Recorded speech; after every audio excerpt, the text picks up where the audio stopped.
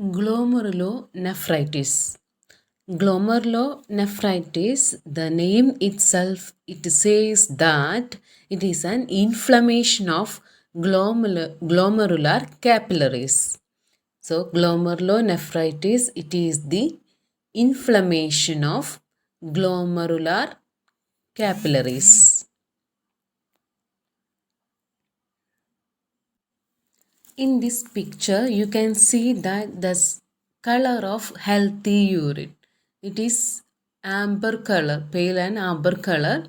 But unhealthy urine, that is foamy or bubbly, pink or red in appearance. So, in case of glomerulonephritis, here there will be hematuria and foamy nature of urine will be present.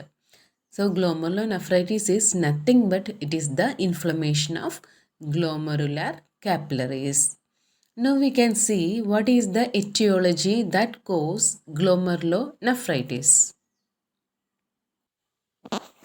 The etiology include first one streptococcal infections of the throat. Glomerulonephritis, the main etiology is the post-streptococcal infections. For example, if the patient have sore throat previously, there is high risk of glomerulonephritis.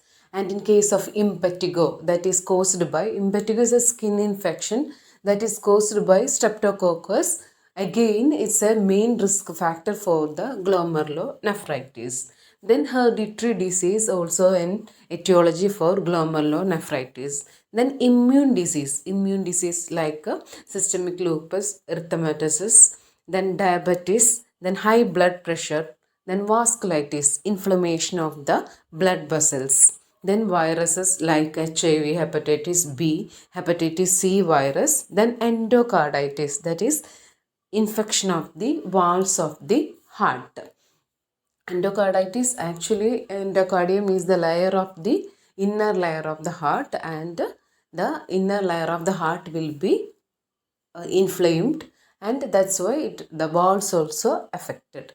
So that is the etiology or risk factors of glomerulonephritis. It includes the post-streptococcal infection, especially sore throat and the impetigo, then hereditary disorders, immune disorders such as SLE, diabetes, hypertension, vasculitis, viruses like HIV, hepatitis B, hepatitis C, then endocarditis.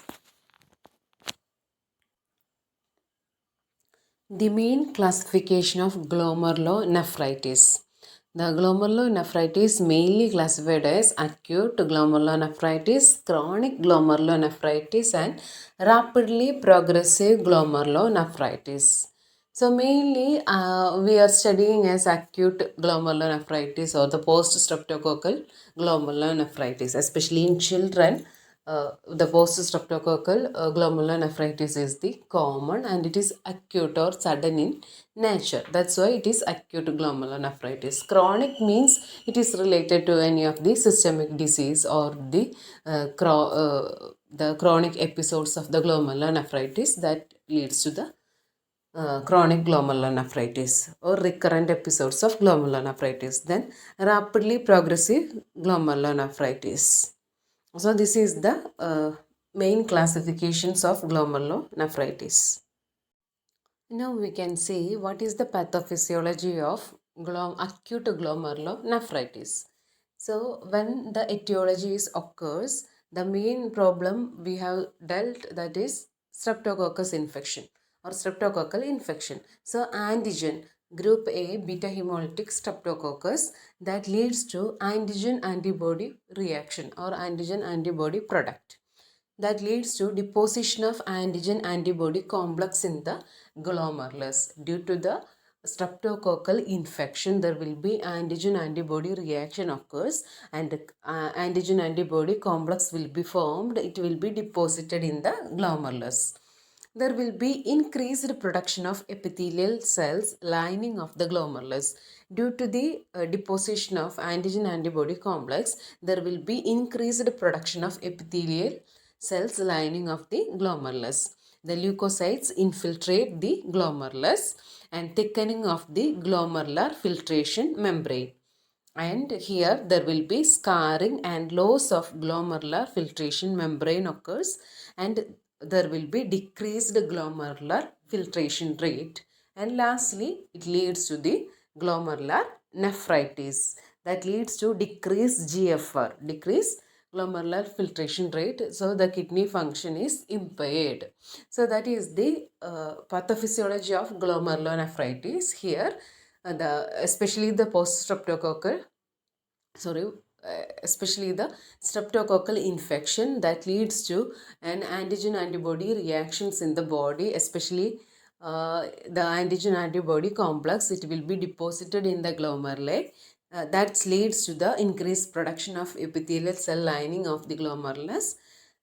Again, there will be leukocytes infiltration here because of the inflammatory response, and here thickening of the glomerular filtration membrane occurs, and there will be scarring and loss of glomerular filtration membrane. So ultimately it leads to decreased GFR and the kidney function will be impaired. That's why there will be hematuria and the foamy urine occurs. Now the clinical features of glomerulonephritis. So in glomerulonephritis there will be increased serum creatinine. The RFT will be elevated. The serum creatinine levels will be elevated. Blood urea nitrogen will be elevated. Then edema. There will be pitting edema will be present for the patient, and hypertension is very important feature of glomerulonephritis. The glomerulonephritis patient have the hypertension. The next thing, proteinuria. Proteinuria is due to impaired kidney function. There is proteinuria, and there will be fibrotic changes in the kidney. That is the main reason for proteinuria. Then microscopic hematuria. Here there will be appearance of microscopic hematuria can be seen for this patient. So usually the clinical manifestation, mainly the hematuria, the brown or black colored urine will be present due to the presence of RBC. And here there will be serum creatinine will be increased, or blood urea nitrogen will be increased. Because the impaired function of kidney, the RFT will be elevated. Then headache may be present. Sometimes dyspnea will be present. Then the cardiomegaly and pulmonary edema is the late feature of glomerulonephritis. And other than that, there will be hypertension, proteinuria. So the classic features of glomerulonephritis, when we are saying edema, edema, hypertension and proteinuria. Okay. The diagnosis of glomerulonephritis, it include history, physical examination, then urine analysis, complete blood count, then kidney scan or biopsy. So in CBC, we can identify the anemia, leukocytosis, then increasing ESR, then biochemical blood analysis, in that urea, creatine, total protein, albumin, serum electrolyte, cholesterol, all this will be impaired, all this will be elevated. Then examination of urine, here we can see the red cells or hematuria, proteinuria can be seen. ISO titer, it is very important, ISO titer, that will help to identify the streptococcal infection. Then kidney scan or biopsy also can be done. Complications of glomerulonephritis include chronic glomerulonephritis, left ventricular failure, pulmonary edema, renal failure, encephalopathy. So in chronic glomerulonephritis, there will be recurrent episodes of glomerulonephritis. So that's why it leads to chronic glomerulonephritis. Left ventricular failure, that may be due to the precipitating factors of endocarditis.